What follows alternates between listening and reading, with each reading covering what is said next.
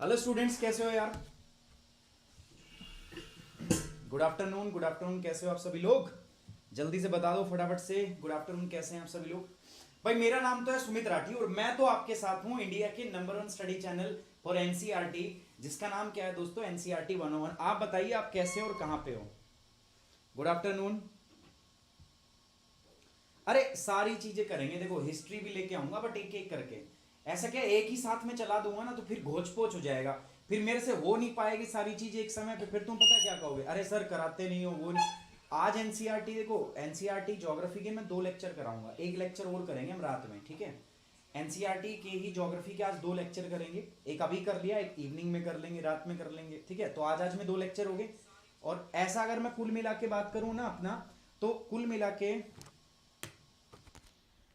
के मैं माइक लगाना भूल गया। आजकल पता है बहुत सारी चीज़ें मैं भूल जा रहा हूँ, मुझे लगता है कोई बीमारी हो गई है मुझे भूलने वाली। गजनी तो नहीं बन गया हूँ मैं? गजनी है भाई? पहले तो शेयर करो, ठीक है? मतलब 500 चाहिए अपने को, ठीक है ना? 500 चाहिए कम से कम।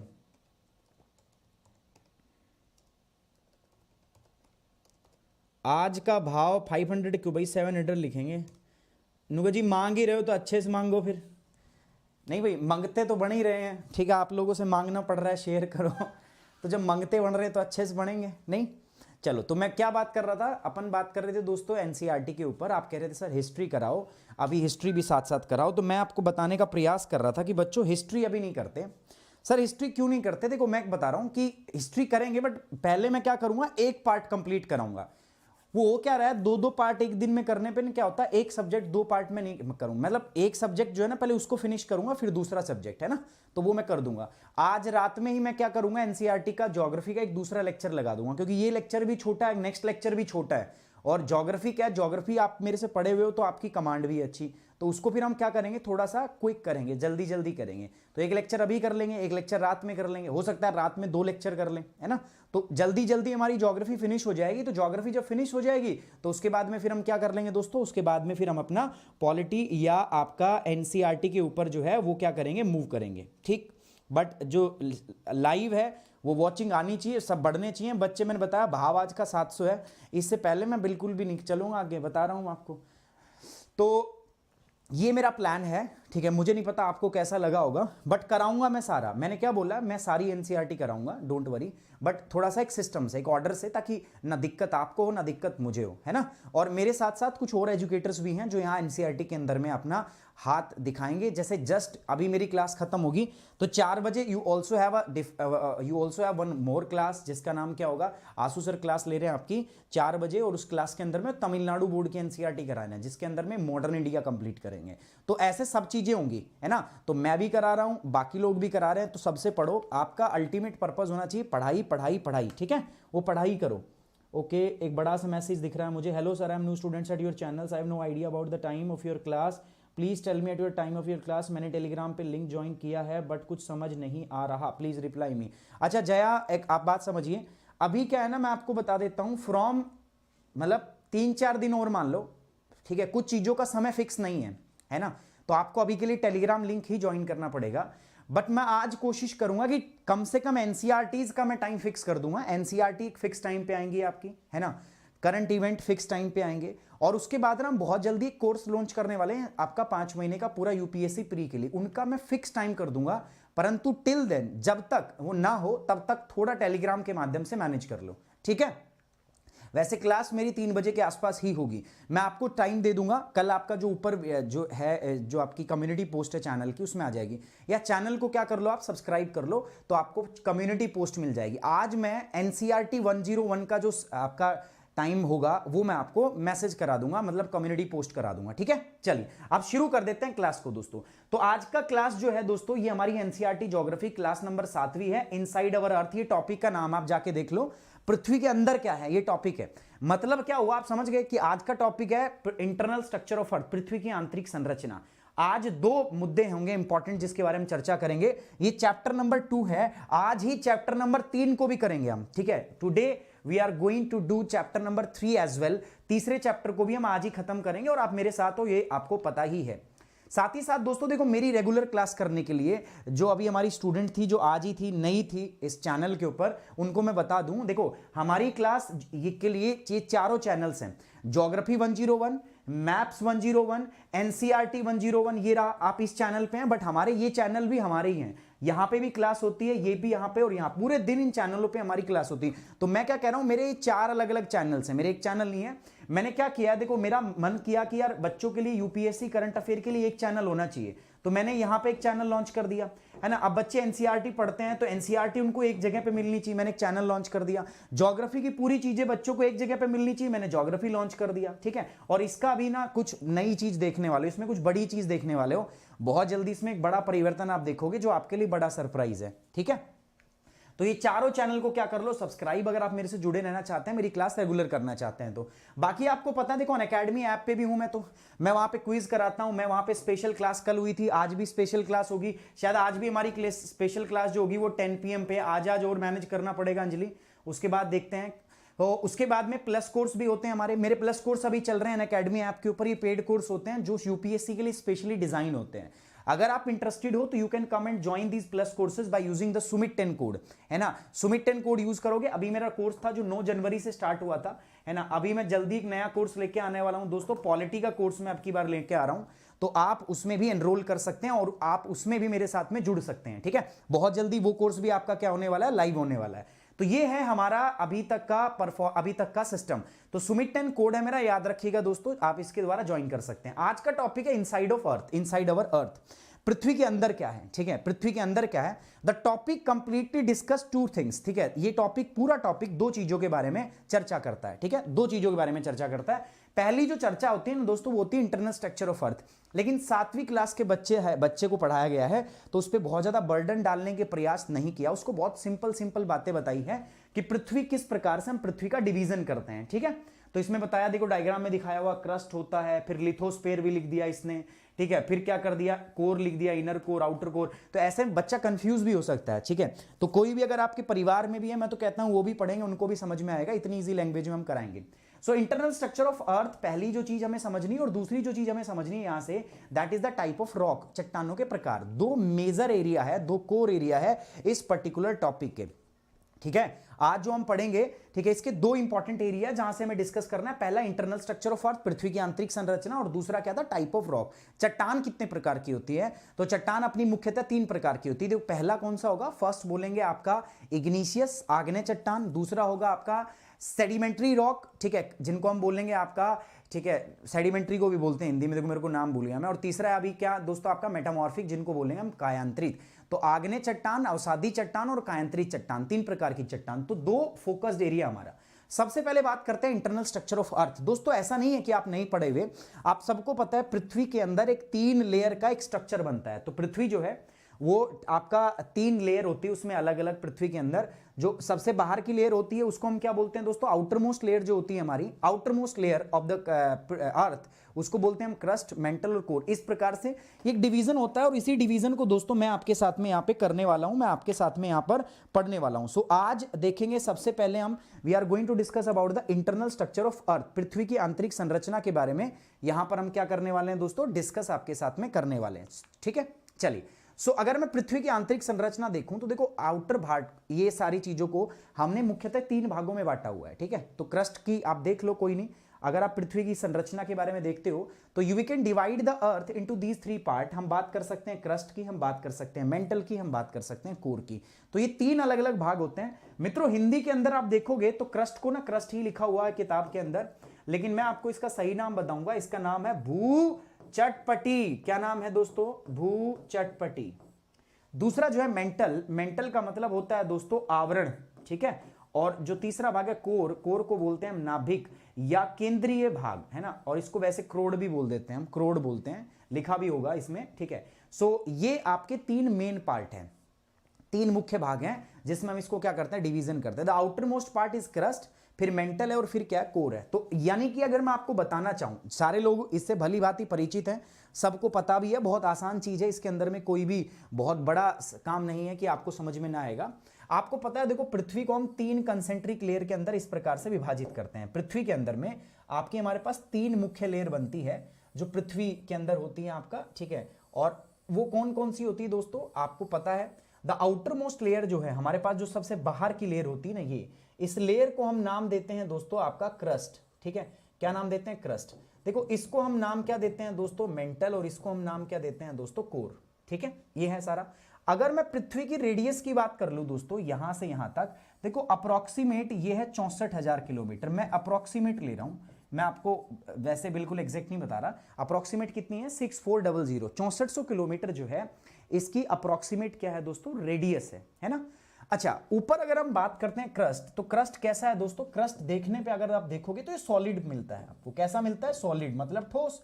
मेंटल, और अंदर जाते हैं तो देखो एक नियम है, पृथ्वी के अंदर आप जाओगे तो जैसे जैसे डी बढ़ेगी, डी मतलब डेप्थ, वैसे वैसे आपका तापमान बढ़ेगा। मित्रों तापमान के साथ साथ आपका क्या बढ़ता है, वायुदाब भी आपका क्या करता है, बढ़ता है। सो डेप्थ के साथ में ये इंक्रीज हो रहे हैं यहां पर पृथ्वी के अंदर जब हम जाते हैं, तो याद रखना। सो सॉलिड है, अंदर जाएंगे तो सॉलिड पिघलेगा, तो कैसा बन जाएगा मित्रों, सेमी सॉलिड। सेमी सॉलिड का मतलब सर हिंदी में बताओ, अर्ध ठोस, ठीक है। क्या बोलते हैं, अर्ध ठोस। अभी हिंदी में लिख दूंगा मैं, टेंशन मत लो।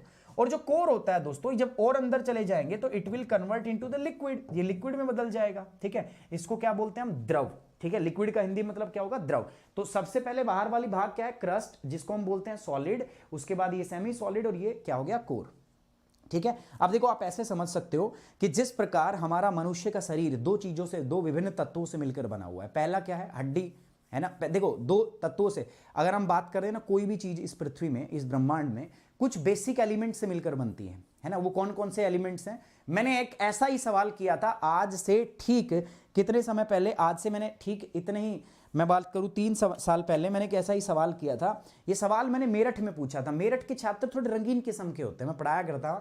मैं मगर बताओ भाई, आदमी का शरीर किससे मिलकर बना, एक खड़ा हुआ, सर जी मैं बताऊंगा, मैं बता भाई, कह रहा सर जी पृथ्वी अग्नि जल आकाश सबकी सुरक्षा हमारे पास। मैं कहा बेटा शक्तिमान को ज्यादा देख लिया, शक्तिमान में होता है ये आत्म शक्ति है, दुनिया बदल सकती है ना। उसके बाद कुछ कुछ आता रहता था उसमें, तो उसमें शक्तिमान 5 तत्वों से मिलकर बनता था। अरे भाई वो शक्तिमान है, तो शक्तिमान थोड़ी ना है, ठीक है। तो शक्तिमान नहीं है, तो वो शक्तिमान 5 तत्वों से मिलकर बनता है, ठीक है। तो इतनी भी मतलब जनरल भाषा, जनरलाइज नहीं करना हमें। जब हम पढ़ाई करते हैं थोड़ा बहुत साइंटिफिक रहना है। तो पृथ्वी वो छोड़ दो, 5 तत्व नहीं है। तो मनुष्य किससे मिलकर बनता है सर, फिर मैंने एक दूसरे व्यक्ति से पूछा, तो दूसरे व्यक्ति से पूछा तो पता क्या बोलता है, कहता है सर जी एक तो हड्डी, ठीक है, एक तो हड्डी, और दूसरा क्या, दूसरा क्या बताओ।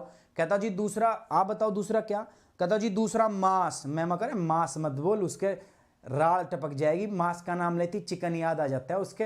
मैं कहा ऐसा काम मत कर, तेरे को ही लपेट देगा ये। सो हड्डी और दूसरा क्या है दोस्तों, नॉट मांस, दैट इज मांसपेशियां। हमारा शरीर मिलके बनता है ना, हड्डियों और मांसपेशियों से मिलकर बनता है, ठीक है। तो इसी प्रकार पृथ्वी भी ऐसे 3 अलग अलग लेयर से मिलकर बनती है, क्रस्ट, मेंटल, और तीसरा क्या है दोस्तों, कोर। क्रस्ट जो होती है वो सॉलिड होती है, बाहर की लेयर होती है, सबसे ठोस होता है। मेंटल जो होता है वो सेमी सॉलिड होता है, बीच की लेयर होती है। और जो कोर होता है ये दोस्तों सबसे अंदर वाला भाग होता है, जिसको हम क्या बोलते हैं, लिक्विड फॉर्म में आपका पाया जाता है। Is it okay to you और नॉट, क्लियर है ना, ठीक है सर। अब देखो जैसे हमारी क्रस्ट जैसे मैंने बोली, हमारा शरीर हड्डियों से और मांसपेशियों से मिले। अब जो हमारी हड्डी है ना, वो भी भाई साहब किसी चीज से मिलकर बनती है। हड्डी किस चीज से मिलकर बनती है बताओ सर। हड्डी बनती है कैल्शियम, मैग्नीशियम, ये मिनरल्स है ना। हड्डी किससे मिलकर बनती है, अलग अलग खनिज से।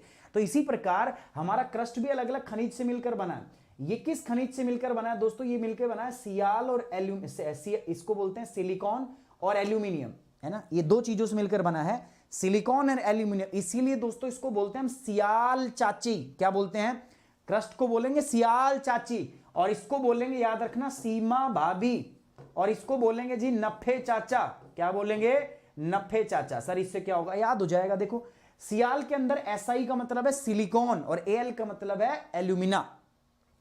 यहां पर SI का मतलब है सिलिकॉन और Ma का मतलब क्या है, मैग्नीशियम। यहां पर निकिल और यहां पर क्या है, Fe से का मतलब क्या, आयरन। सो याद रखना जो क्रस्ट है वो है सियाल चाची, सीमा भाभी और नफे चाचा। समझ में आ रही बात आपको, सियाल चाची, सीमा भाभी, नफे चाचा। मुझे ये समझ में नहीं आता सियाल चाची और नफे चाचा के बीच में ये सीमा भाभी क्या कर रही है, समझ रहे हो। मुझे समझ में नहीं आ रहा, आपको समझ में आ रहा तो बताइए मुझे। तो सियाल चाची, सीमा भाभी और नफे चाचा, तो ये हमारे पास क्या है दोस्तों, इस प्रकार से हम डिवीजन बना सकते हैं, ठीक है, डन। अच्छा एक चीज और होती है हमारे पास, वो क्या होता है पता है आपको, डेंसिटी। अच्छा डेंसिटी का मतलब बताओ घनत्व। सर इसका फार्मूला क्या होता है, मास पर यूनिट एरिया, ठीक है, क्या होता है, मास पर यूनिट एरिया, ठीक है, यही तो होता है डेंसिटी। तो मास को हम ग्राम में दिखाएंगे, ठीक है, area sorry mass per unit volume यार, not area, mass per unit volume क्या होता है दोस्तों, मास पर यूनिट वॉल्यूम, ठीक है, ये फॉर्मूला होता है। और मास को मान लो मैं ग्राम में दिखा दूंगा, वॉल्यूम किस में हो जाएगी, सेंटीमीटर क्यूब, तो ये क्या हो गया, ग्राम पर सेंटीमीटर क्यूब। तो इनकी डेंसिटी भी देखी जाए, देखो क्रस्ट जो है ना बाहरी लेयर है, क्रस्ट की डेंसिटी पता है कितनी होती है, 2.7 ग्राम प्रति घन सेंटीमीटर। सीमा की डेंसिटी कितनी होती है, 3 से लेकर 5 ग्राम प्रति घन सेंटीमीटर। और ये कितना होता है, 9 से लेकर 12 ग्राम प्रति घन सेंटीमीटर। तो इस प्रकार से होता है, समझ में आ रही बात आपको। तो इस प्रकार से सियाल, सीमा और नफे, ये बात है जो मैंने आपको ऑलरेडी बताई हुई है, ये आप जानते भी हो, ठीक है, हमने ज्योग्राफी में पढ़ा है, बट कोई बात नहीं। यहां पर मैं मान के चल रहा हूं, you are in the 7th class, आप 7वीं कक्षा में, और मैं 7वीं कक्षा के समझ को आपको पढ़ा रहा हूं। तो मित्रों यही बात है, पृथ्वी भी इसी प्रकार से 3 अलग अलग भागों में बटी है। पहला भाग है क्रस्ट, जिसका नाम है भूपर्पटी, चटपटी नहीं है, मुझे पता है तुम्हें चटपटी तुम्हें चाहिए, मुझे पता है चटपटी, लेकिन परपटी है ये, इट्स भूपर्पटी। मेंटल का मतलब क्या होता है, आवारा नहीं, आवरण है। और नाभिक का मतलब क्या होता है, कोर का मतलब क्या होता है, नाभिक। तो इस प्रकार से हम 3 भागों में इसको क्या कर रहे हैं, विभाजित कर रहे हैं, ठीक है। आप देख लो, सबसे आउटर मोस्ट लेयर है ना ये वाली, इसको बोलते हैं हम क्रस्ट। उसके बाद ये वाला भाग इसने दिखा रखा है मेंटल, और फिर ये अंदर वाला भाग क्या दिखा रखा है, कोर, है ना, इस प्रकार से दिखा रखा है। अब इंटरनल स्ट्रक्चर ऑफ अर्थ में हमने बात की, सबसे पहला भाग क्या है, क्रस्ट। सबसे पहला भाग क्या है सर, क्रस्ट। सर क्रस्ट को क्या बोलते हैं, जैसा मैंने आपको बताया सर, क्रस्ट को लिख दो भूपर्पटी। क्या लिख दो, भूपर्पटी। अच्छा इस कैसी होती है, सॉलिड। सर सॉलिड का मतलब, सर हमें भी पता था, लिख क्यों रहे हो, बट कोई बात नहीं, लिख रहा हूं, शर्मिंदा मत करो सर, पर लिख कर रहा हूं मैं आपको। ये क्या हो गया, सॉलिड। अच्छा इसके बाद है सियाल। सियाल का मतलब क्या था, मैंने आपको बताया था भाई, ये सियाल चाची है। सियाल चाची में क्या हो गया दोस्तों आपका, this is nothing but the silicon. और ये क्या है दोस्तों, this is nothing but known as the aluminium. हो गया ना, सियाल चाची में क्या हो गया आपका दोस्तों, अगर मैं बात करूं तो सियाल चाची में हो गया सिलिकॉन और एल्यूमिनियम। इसका घनत्व तो होता है 2.6 ग्राम प्रति सेंटीमीटर, ठीक है, प्रति घन सेंटीमीटर, सेंटीमीटर क्यूब, मैंने पूरा लिख दिया। अगली बात करते हैं मेंटल। मेंटल में क्या है सर, मेंटल में है सेमी सॉलिड, अर्ध ठोस है। मेंटल सेमी सॉलिड का मतलब हो गया मित्रों अर्ध ठोस, ठीक है, क्या हो गया, अर्ध ठोस। अच्छा अर्ध ठोस तो है ही, साथ साथ ये क्या है, सीमा। सीमा का मतलब क्या है दोस्तों, देखो सीमा भाभी थी, SI का मतलब क्या है, सिलिकॉन, और MA का मतलब क्या है दोस्तों, मैग्नीशियम। यहां पर MA बदल रहा है, जिसका मतलब क्या है, मैग्नीशियम, बाकी तो सब सेम है। अच्छा सियाल चाची, सीमा भाभी, तो ये क्या है, 3-5, ये 3-5 करती रहती है कुछ ना कुछ। तो सीमा भाभी 3-5, तो 3 से लेकर 5 ग्राम प्रति घन सेंटीमीटर। उसके बाद है कोर। इसके बाद क्या है, कोर। कोर का क्या है दोस्तों, लिक्विड। लिक्विड का मतलब क्या है, द्रव। तो द्रव में अगर मैं बात करूं तो यहां पर क्या है, नफे चाचा। नफे चाचा द्रव लेते हैं, ठीक है, पैग शैग लगाते रहते हैं। ये सेमी सॉलिड चीज का इनको पसंद है, आइसक्रीम बहुत खाती है, और ये बहुत सॉलिड चीजें खाती हैं, ठीक है। जो हमारी सियाल चाची है वो सॉलिड खाना पसंद करती है, ठीक है। ये आइसक्रीम ज़्यादा पसंद है इनको, सेमी सॉलिड। और ये जो है नफे चाचा, इनको लिक्विड डाइट पसंद है, पैक शैक थोड़े से लगा के रखते हैं ये।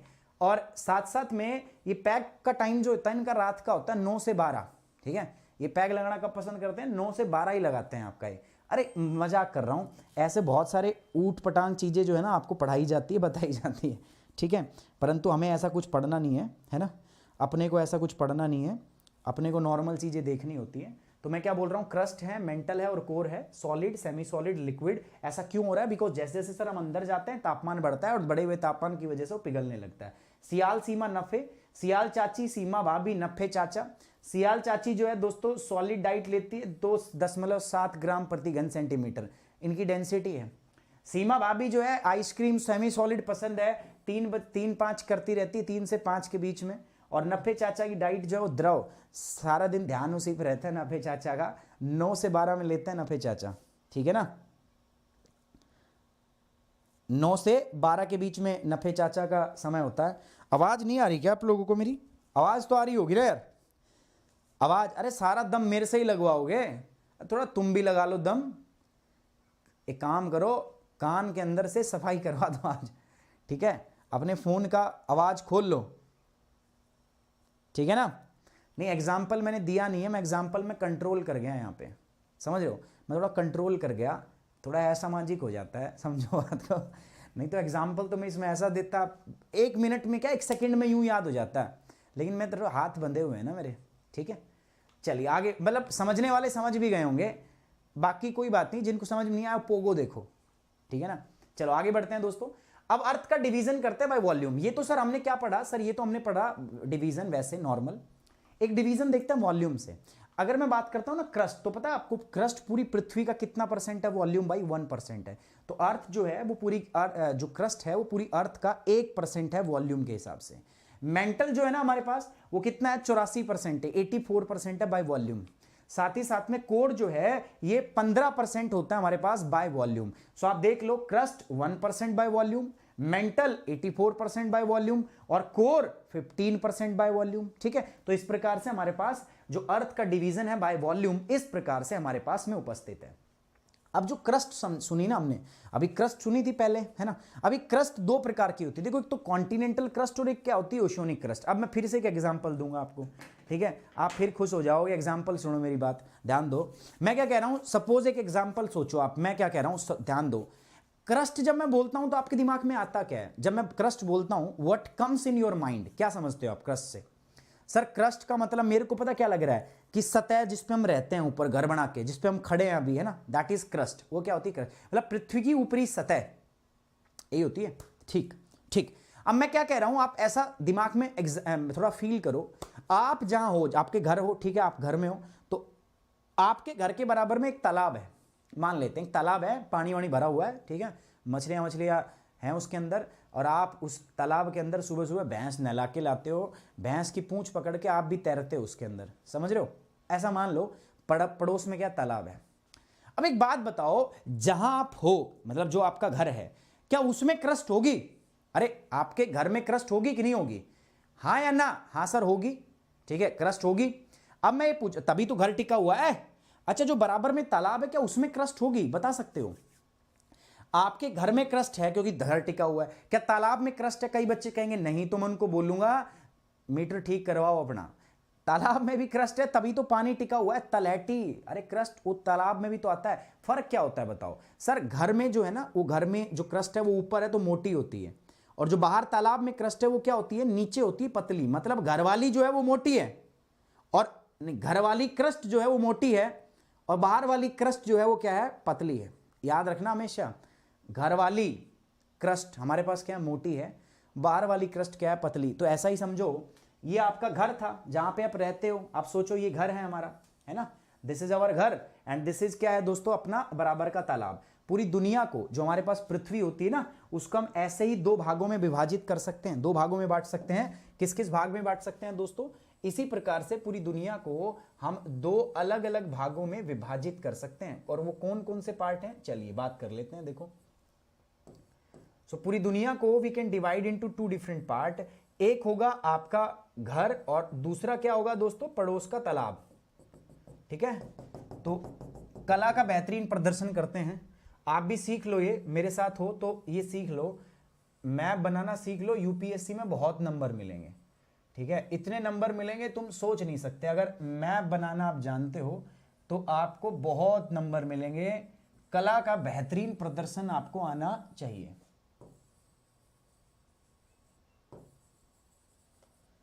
ठीक है, और मैप का मतलब है कुछ ऐसा ही, ऐसा नहीं कि बिल्कुल तुम नाप के बनाने लग जाओ। ये हो गया आपका, ठीक है। अब देखो यहां पर हमारे पास कुछ महाद्वीप है कि नहीं? देखो जैसे ये है, ये कौन सा महाद्वीप है दोस्तों? नॉर्थ अमेरिका है। ये क्या है मेरे पास? दिस इज साउथ अमेरिका है। ये क्या है दोस्तों? यूरोप है। ये क्या है दोस्तों? एशिया। ये क्या है दोस्तों? आपका अफ्रीका। ये क्या है दोस्तों हमारे पास? ऑस्ट्रेलिया है कि नहीं है? और ये नीचे क्या आता है दोस्तों हमारे पास? एंटार्क्टिका। लेकिन कुछ ओशियन भी तो है मेरे पास, जैसे यहां पर आता है मेरे पास पैसिफिक प्रशांत महासागर, यहां पर क्या है मेरे पास? अटलांटिक ओशियन, अटलांटिक महासागर। यहां पर क्या है मेरे पास? इंडियन ओशियन, हिंद महासागर, है ना। तो ये हो गया। अब देखो, आप बच्चों ऐसा ही समझो कि आपका घर कहां पे है, जहां आप रहते हो। देखो घर है यहां पे, कॉन्टिनेंट, ये हो घर है हमारा, और ये बराबर का तालाब। तो यहां पर भी क्रस्ट है और यहां पर भी क्रस्ट है। ये घर वाली है, मोटी है, घर वाली क्रस्ट है ना, मोटी है थोड़ी, और ये बाहर वाली क्रस्ट थोड़ी सी क्या है दोस्तों? पतली है। बाहर वाली क्रस्ट क्या है, पतली।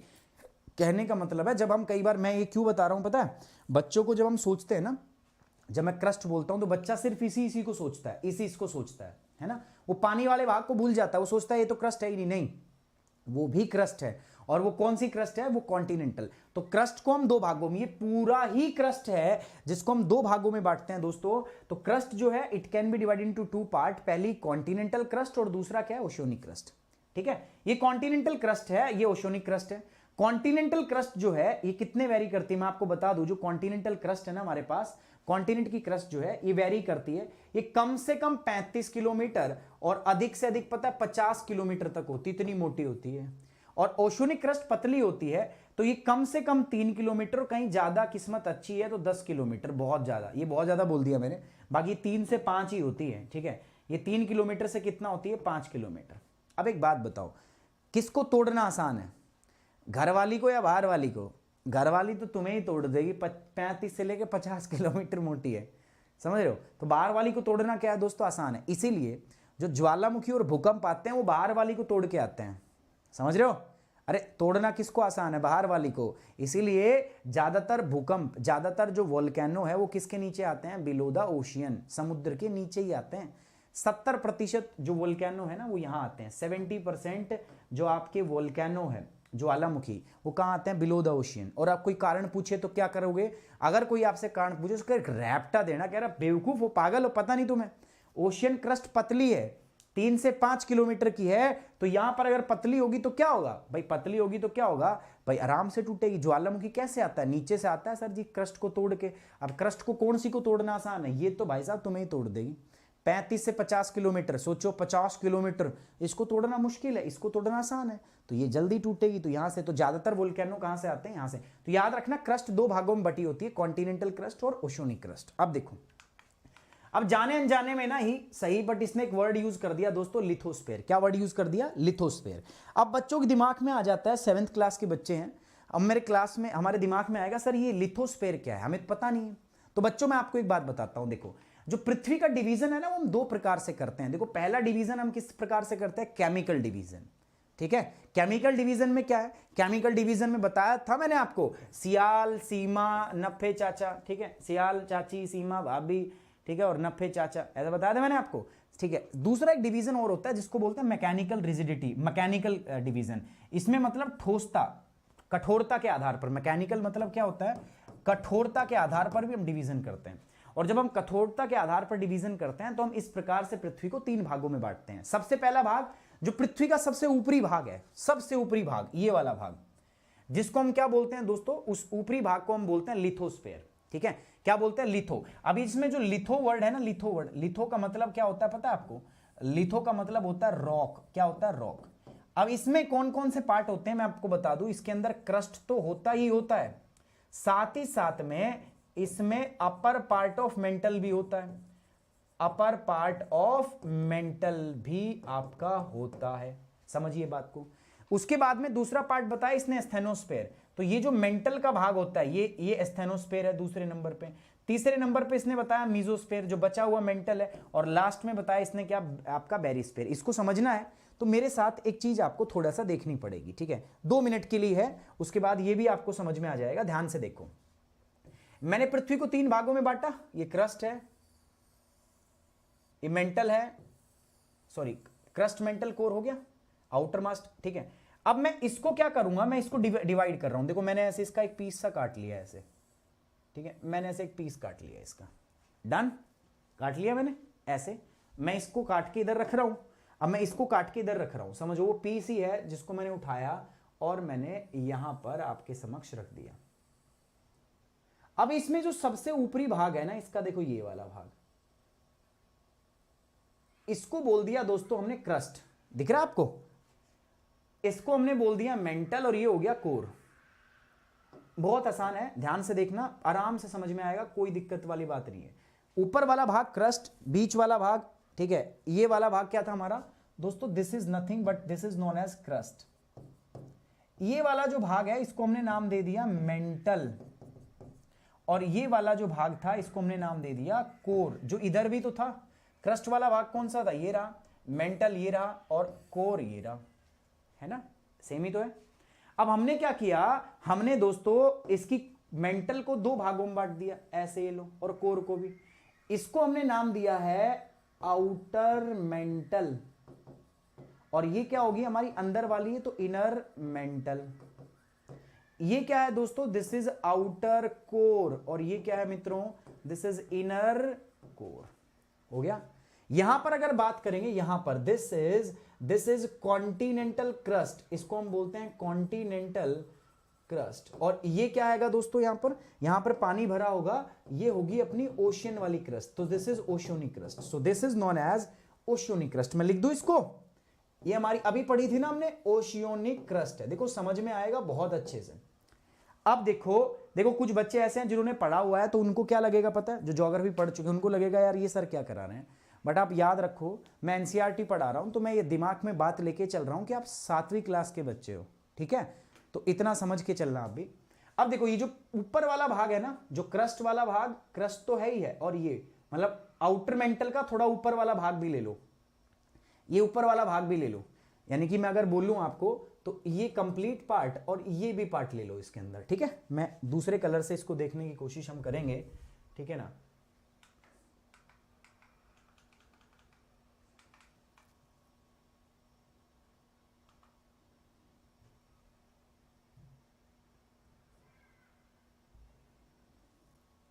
देखो ये जो भाग है अपने पास, ये ऊपर वाला, ये दिख रहा है आपको, ये ऊपर वाला भाग, ये पता क्या है, ठोस है, रिजिड है, कठोर है, और इसीलिए इस भाग को हम नाम दे रहे हैं क्या, आपका कठोर है, चट्टान से बना हुआ है, इसीलिए हमने इसको नाम दे दिया लिथोस्फेयर। लिथो का मतलब क्या होता है, रॉक, रॉक का मतलब क्या होता है दोस्तों, चट्टान, ठीक है। तो ठोस है, चट्टानी भाग है, लिथोस्फेयर। अब आप कोई पूछे लिथोस्फेयर में क्या क्या इंक्लूड होता है, क्या बोलोगे आप, सर लिथोस्फेयर में पूरी तो क्रस्ट आती है, जिसमें कॉन्टिनेंटल क्रस्ट भी है, ओशियन क्रस्ट भी है, और साथ साथ में आउटर मेंटल का ऊपरी भाग है। आउटर मेंटल का क्या है, ऊपरी भाग, लिख दोगे, ठीक है सर, हो जाएगा, कोई टेंशन नहीं है। इसके बाद सर ने पूछा, सर ये जो बच गया ना मेंटल, इसका क्या करें। सर ये जो बच गया, आप इसको नाम दे सकते हो, फिर एक ये हो गया और ये हो गया, 3 हो गए।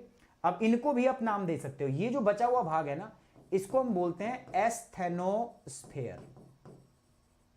ये जो है इसको बोलते हैं मेसोस्फेयर, और ये जो वाला भाग होता है इसको हम बोलते हैं आपका बेरिस्फेयर, ठीक है। 3 हो गया। अब कोई भी अगर आपसे लिथोस्फेयर पूछे कि सर लिथोस्फेयर क्या है, आपसे कोई पूछे, क्योंकि एक ही वर्ड इसमें बताया गया है और ये इंपॉर्टेंट भी, लिथोस्फेयर क्या है, कोई आपसे पूछे तो क्या कहोगे, सर लिथोस्फेयर कुछ नहीं है, एक तो क्रस्ट है उसके अंदर, क्या है दोस्तों, क्रस्ट। तो क्रस्ट में कौन कौन सी क्रस्ट है, पहली सर कॉन्टिनेंटल क्रस्ट, दूसरी क्या है सर उसके अंदर, ओशियोनिक क्रस्ट है, ओशियन वाली भी तो उसी में है, और साथ साथ में क्या है उसमें सर उसमें साथ साथ में है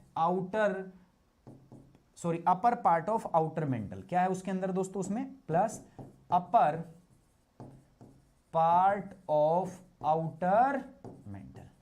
बस ये वर्ड मुझे बताना था कि लिथोस्फेयर क्या होता है, क्योंकि बच्चों ये समझ में आता नहीं है, उसमें लिख तो दिया जाता है लिथोस्फेयर, बट उसको समझने में थोड़ी क्या होती है दोस्तों, हमें परेशानी होती है, ठीक है। डन, समझ में आ गई बात। अच्छा, इनके हिंदी में नाम नहीं है, आप हिंदी में सर्च भी करोगे तो यही नाम, वैसे हिंदी में पता क्या लिखा मिलेगा, लिथोस्फेयर को ऐसे लिखा मिलेगा, लिथोस्फेयर, इनके हिंदी में नाम नहीं है, ठीक है, क्योंकि ये ज्योग्राफी है, यहां पे हिंदी में नाम नहीं होंगे दोस्तों, इसका हिंदी में नाम नहीं है। तीसरा होता है हमारे पास मेसोस्फेयर, और चौथा होता है दोस्तों बेरिस्फेयर, ठीक।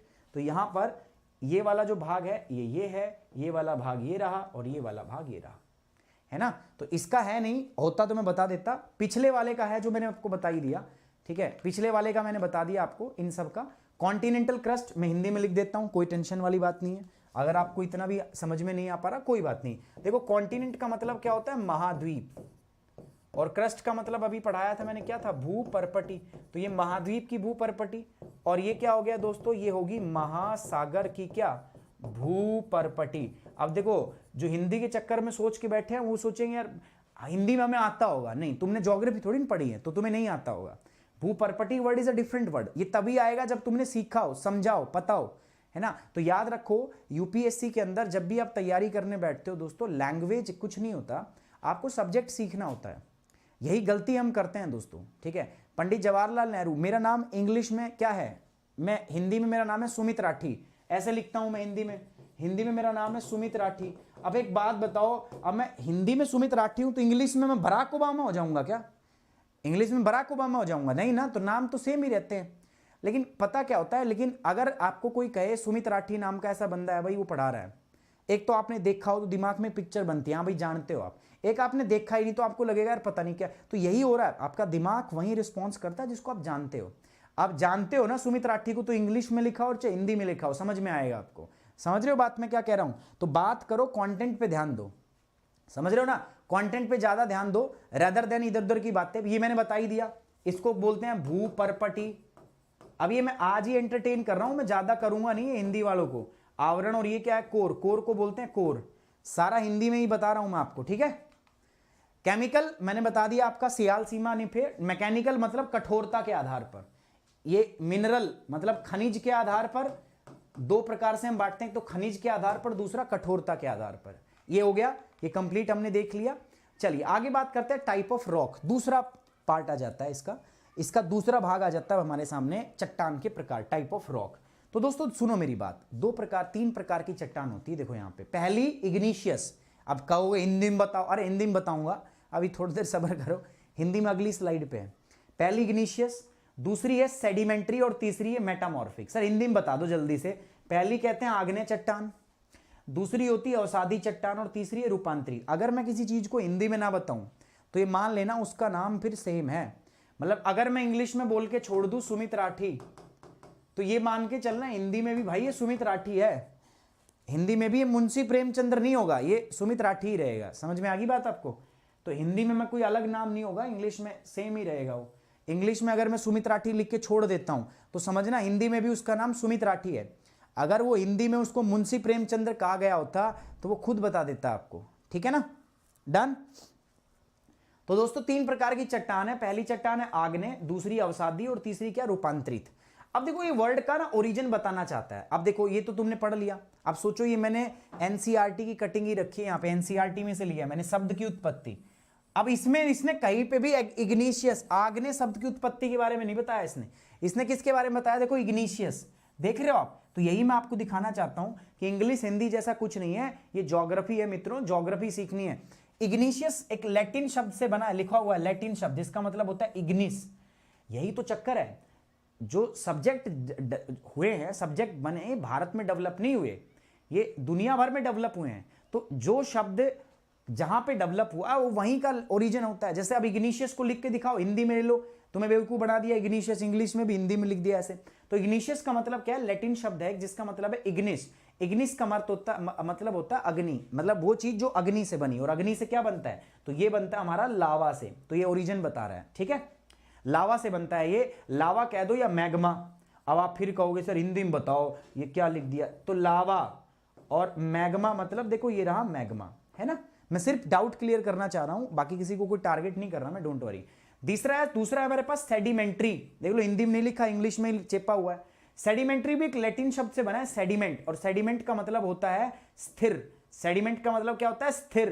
तो ये चट्टान कैसी बनती है, जो छोटे छोटे कण होते हैं ना, छोटे छोटे कण होते हैं कंकड़ पत्थरों के, उनके जमाव, उनके दबाव के कारण इस चट्टान का निर्माण होता है। तीसरा कह रहा है रूपांतरित, मेटामॉर्फिक। मेटामॉर्फिक ग्रीक शब्द से बना है जिसका नाम है मेटामॉर्फ्स, और मेटामॉर्फ्स का मतलब होता है परिवर्तन। परिवर्तन संसार का नियम है। और ये वो चट्टान है जो पहले हो सकता है अवसादी हो या आग्नेय हो, लेकिन बाद में इन्होंने अपना रूप चेंज करके क्या लिया हो, ठीक है। तो ये इंग्लिश में देख लिया, अब हिंदी में भी ध्यान दो।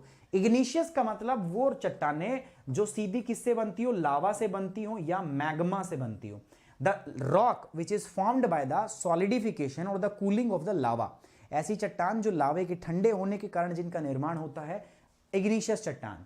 सेडिमेंट्री क्या होता है, अब देखो जो चट्टानें होती है ना वो टूटती हैं, फूटती हैं, ठीक है, धीरे धीरे ऐसे होता है, छोटे छोटे कण बनते हैं। ये कण नदियों के द्वारा और हवाओं के द्वारा एक स्थान से उठा के दूसरे स्थान पे भेज दिए जाते हैं। वहां पर ये कण एक के ऊपर जमा होते रहते हैं और फिर दबाव की वजह से ये क्या बन जाती है, सेडिमेंट्री चट्टानें, अवसादी चट्टानें।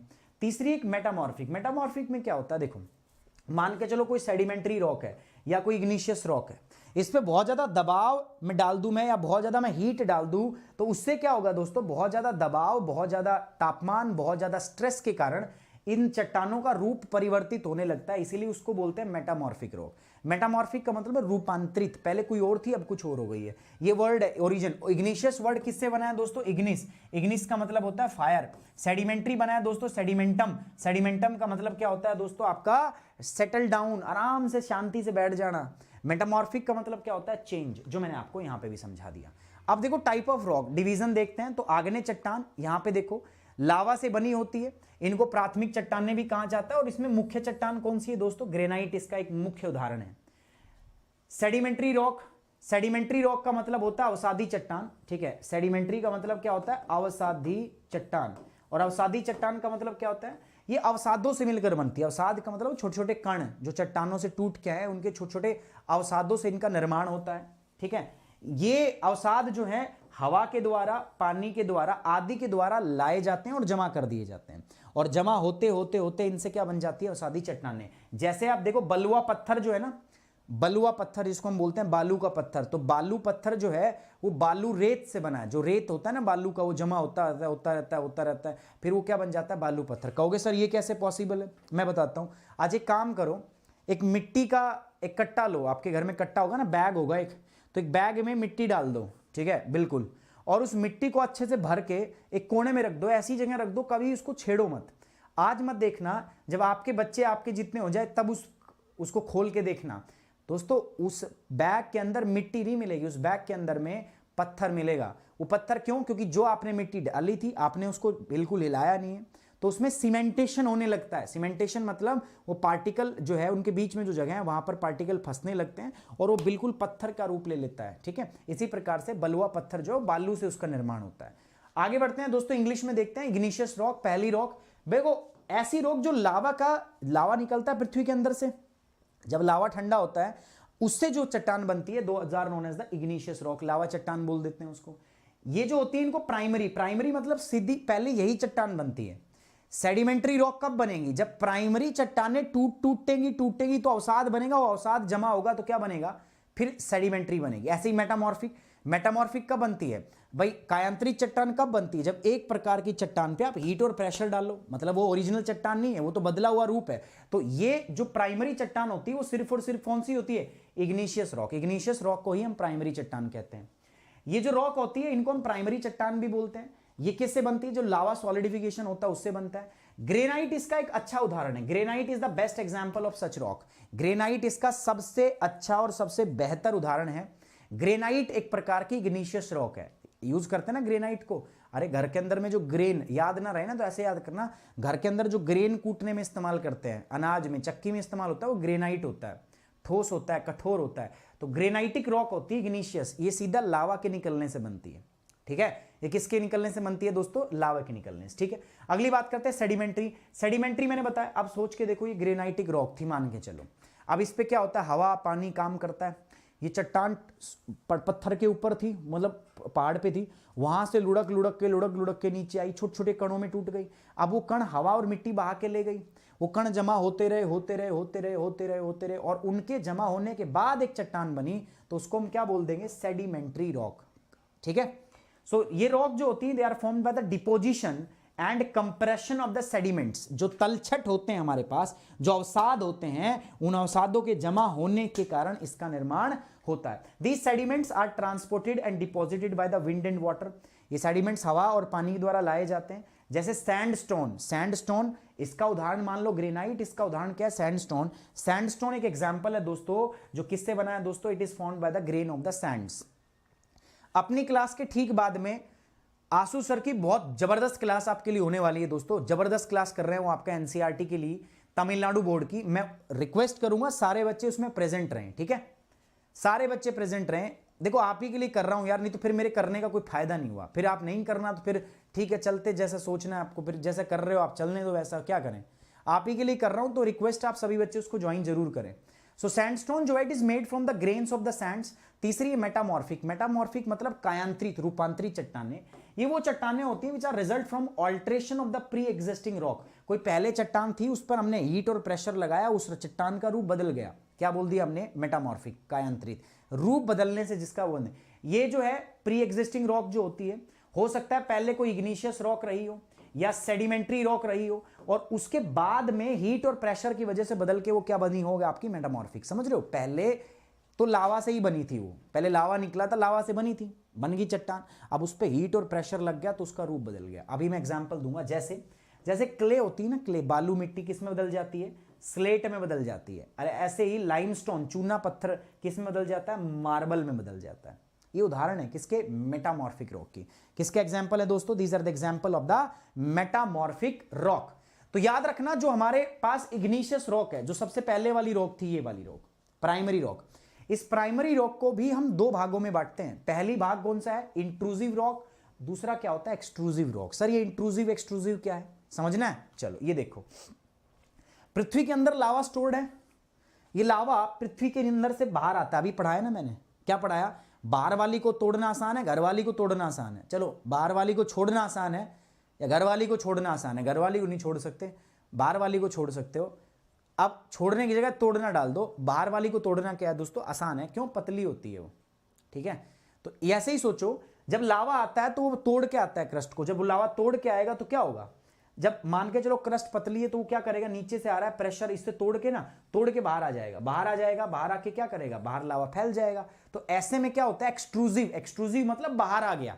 दो बातें हैं याद रखना, सो this is extrusive rock, extrusive rock. Extrusive का मतलब क्या हुआ, एक्सट्रूसिव का मतलब हो गया कि बाहर आ गया, एक्सट्रूसिव का मतलब हो गया कि बाहर आ गया, ठीक है। एक्सट्रूसिव का मतलब हो गया सतह के बाहर,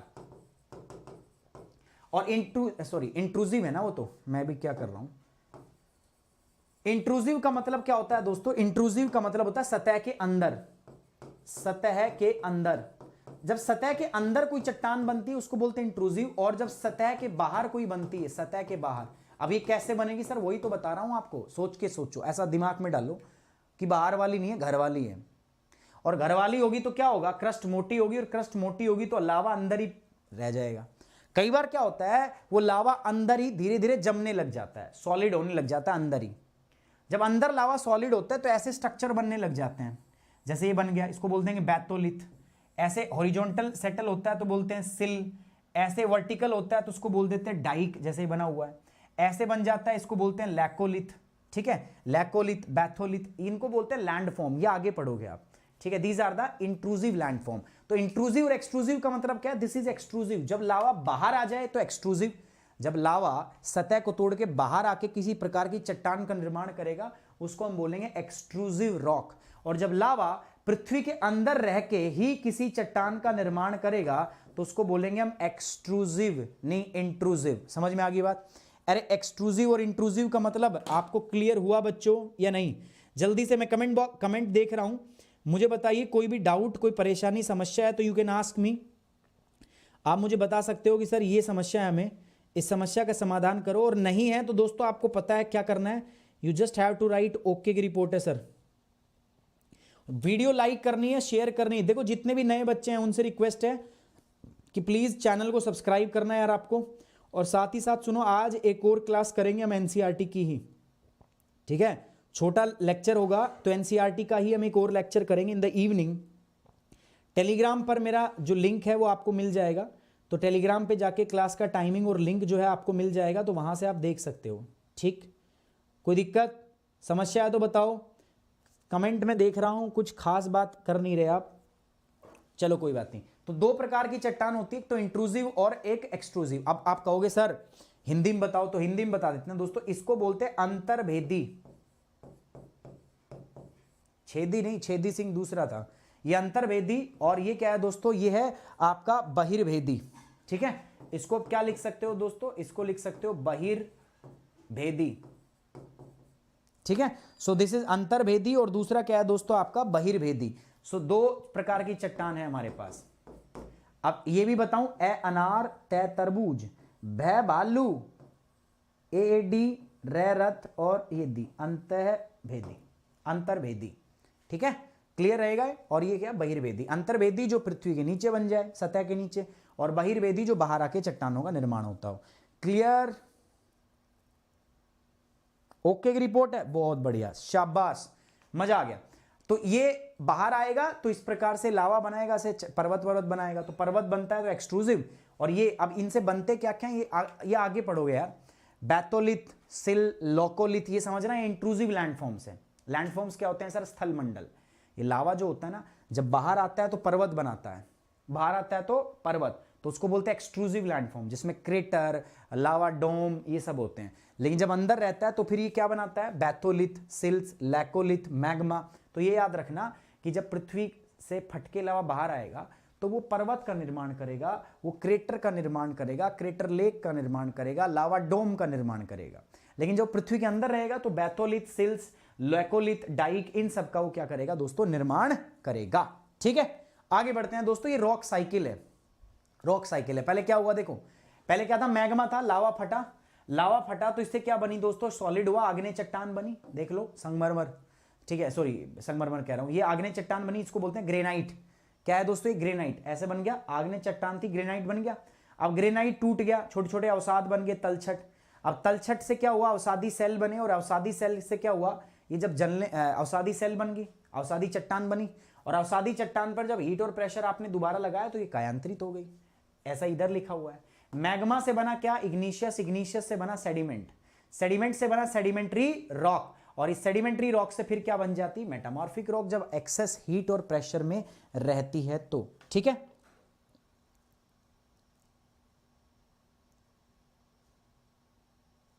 ठीक है ना? Thank you Vikas, thank you यार, थैंक यू वेरी मच। समझ में आ रही बात? नहाया नहीं हूं मैं, इसलिए पहन रखा है मैंने, ठीक है, टाइम ही नहीं मिला यार सुबह से। अब बाल उल्टे सीधे हो रखे हैं तो फिर मैंने सोचा कैप पहन लेता हूं, ठीक है ना। नहाया नहीं हूं मैं, इसलिए ऐसा ड्रेसिंग सेंस है मेरा, ठीक है। बताओ कोई दिक्कत? अच्छा दोस्तों, अभी आसू सर की क्लास है, ठीक है। मैं चाहता हूं सारे के सारे 500 के 500 बच्चे, मैं कहता हूं 700 बच्चे होने चाहिए उस क्लास के अंदर, ठीक है। करोगे? प्रॉमिस करनी है आपको मेरे से। तो ये था आज का पहले ये चैप्टर हमारा, ये ऑलमोस्ट खत्म होता है। बस एक बात याद रखो, जो रेड फोर्ट है हमारा, लाल किला, वो किससे बना है? वो सैंडस्टोन से बना हुआ है। किससे बना हुआ है दोस्तों? सैंडस्टोन से, बलुआ पत्थर से। और जो हमारा ताजमहल बना है, इस किससे बना है? संगमरमर, मार्बल से बना है। मार्बल कैसी चट्टान है बताओ आप मुझे? मेटामॉर्फिक, ठीक है, कायांतरित चट्टान। और ये कैसी चट्टान है? सैंडस्टोन कैसी है दोस्तों? ये आपकी अवसादी चट्टान। इस पर जब हम प्रेशर डालते हैं तो ये इस पे बदलता है। एक बात समझ लो, प्रेशर डलता है, सोचो इस पे प्रेशर डलता है तो कितना चमकदार बन जाता है। तो जिंदगी में भी कुछ ऐसा ही होता है दोस्तों, जब तक आप पे प्रेशर नहीं डलेगा ना, जब तक आप तपोगे नहीं ना, तब तक आपका कुछ बनेगा नहीं। समझ रहे हो? आपको बहुत सारे संघर्ष करने पड़ेंगे, बहुत सारा परिश्रम आपको करना पड़ेगा, बहुत सारे त्याग आपको करने पड़ेंगे, और जब आप ये करोगे ना, तभी आप में से कुछ सुंदर निर्माण हो सकता है, ठीक है। ये बात रियलिटी है, ये रियलिटी है दोस्तों। आग्नेय जो हमारी सैंडस्टोन होती हैं, जो बलुआ पत्थर है, इस पे एक्सेसिव हीट और प्रेशर डालते हैं तो मार्बल बनता है। ये अच्छा नहीं लग रहा, ये कितना सुंदर लग रहा है। तो जब जिंदगी में परिश्रम करते हो ना दोस्तों, आप ऐसे ही तपते हो ना, तो कुछ अच्छा जरूर निकल के आता है। तो आज जो मेहनत कर रहे हैं, यकीन मानिए दोस्तों, आपका भविष्य भी इसी प्रकार का चमकदार होगा, आपका भविष्य भी इसी प्रकार से चमकेगा। बस इसी तरीके से तपते रहिए, क्योंकि जब तपोगे ना, तभी कुछ चमकदार बनेगा, तभी आपका भविष्य सुनहरा बनेगा, ठीक है। साथ ही साथ दोस्तों, आप मेरे साथ मेरे अनअकैडमी के कोर्सेज पे भी जुड़ सकते हो, जो मैंने स्पेशली यूपीएससी के लिए डिजाइन किए हुए हैं। उसके लिए आपको करना कुछ नहीं, अनअकैडमी की लर्निंग ऐप डाउनलोड करनी है। उसके बाद गोल में जाना है, यूपीएससी, सीएससी। यहां पर हम 3 प्रकार के कोर्स देते हैं आपको, जीएस ऑप्शनल भी, और जिनको जीएस प्लस ऑप्शनल दोनों लेना है, कॉम्बो दोनों भी ले सकते हो आप। इसके लिए आपको अनअकैडमी की लर्निंग ऐप डाउनलोड कर लेनी है, और तीनों ये ऑप्शन जो है, जो भी करना है, जीएस का करना है ऑप्शन या कॉम्बो, तीनों, उसके बाद आपको सेलेक्ट करना होता है। हम 2 प्रकार के कोर्स देते हैं आपको, प्लस और आइकॉनिक। दोनों का मैं तो बताता हूं। प्लस जो है दोस्तों, इसमें पढ़ाया जाता है, ठीक है। तो यहां पर प्लस के चार्ज है, 1 साल का है 49,500। इतना नहीं देना आपको, इसके जस्ट नीचे रेफरल कोड होता है, आपको उसमें लिखना है सुमित 10। क्या लिखना है? सुमित 10। ये मेरा कोड है। इस कोड से 2 बातें साफ होगी, आप पहले मेरे छात्र हैं, दूसरा आपको मैं गाइड करूंगा, और तीसरा आपको डिस्काउंट मिलेगा, क्योंकि आप मेरे छात्र हैं, डिस्काउंट तो मिलेगा। सो आपको डिस्काउंट मिलेगा कितना? ये आपको 44,000 रुपए में, ये आपको 64,000 रुपए में, और 3 साल के लिए अगर आप पढ़ते हो तो 80,000 रुपए के अंदर, ठीक है। ये आपको डिस्काउंट मिलेगा दोस्तों, जब आप कोड यूज करोगे, क्या? सुमित 10। अब सर डिस्काउंट ही दिलवा रहे हो तो सारे दिलवा दो यार, मैं तो सारे ही दिलवा दूं, मेरे हाथ में जितना है उतना ही दिलवा रहा हूं। सो सुमित 10 कोड आप यूज कर सकते हो। ये प्लस के लिए दोस्तों, ये ऑप्शनल, जीएस के लिए था, ये ऑप्शनल के लिए। इसमें भी एक्स्ट्रा 10% डिस्काउंट चाहिए, कोड यूज करो दोस्तों, क्या, सुमित 10। साथ ही साथ मैं आपको बताऊं दोस्तों फर्क क्या है सर प्लस में और आइकॉनिक। इस आइकॉनिक के ना 25 तारीख से प्राइस जो है वो हाइक होने वाले हैं, बढ़ने वाले हैं। फर्क क्या है सर इसमें, देखो प्लस में सिर्फ पढ़ाया जाता है, live class, test series, unlimited practice, structured course, तो दोनों में ही है। अब आइकॉनिक में अलग क्या है दोस्तों, आइकॉनिक में पता क्या होता है, आपको डेली आंसर राइटिंग कराई जाती है जो इसमें नहीं कराई जाती, और आंसर राइटिंग के आधार पर एक फीडबैक बनता है आपका रोज, और उस फीडबैक के आधार पर आपका स्टडी प्लान होता है, और स्टडी प्लान के आधार को उसको लागू करने के लिए आपको एक अलग से एक्स्ट्रा मेंटर दिया जाता है। ये जिसको भी ज्वाइन करना है इसके लिए भी कोड आपका क्या रहेगा, सुमित 10। इसके चार्जेस क्या हैं, देखो ये रहे, 1 साल इतना, 2 साल देखो। अब देखो फायदे हैं, थोड़ा महंगा भी है ये, इसके क्या है दोस्तों अलग अलग चार्जेस। लेकिन इसमें भी जब आप कोड यूज करते हो सुमित 10, तो यहां पर भी दोस्तों आपको क्या मिलेगा, एक्स्ट्रा 10% डिस्काउंट। उम्मीद करता हूं बाकी सब बात आपको समझ में आ गई, लेकिन एक बात खास है जो याद रखनी है दोस्तों आपको, क्या, सुमित 10 खास है, बाकी आप समझदार हो। अनअकैडमी पे जब भी जाओगे आपको कोड क्या यूज करना है दोस्तों, सुमित 10, ठीक है ना। चलिए, on this note we are ending this session.